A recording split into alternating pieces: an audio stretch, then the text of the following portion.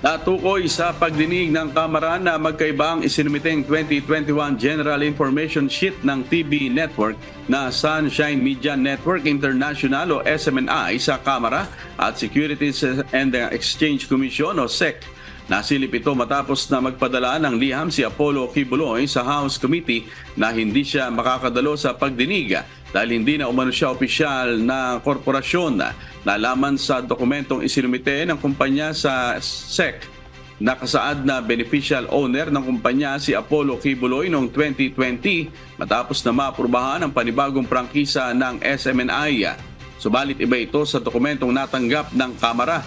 Pakinggan po natin sina House Committee on Legislative Franchises Chairperson Parañaque 2nd District Representative Gustavo Tambunting at SMNI Legal Counsel Attorney Mark Tolentino.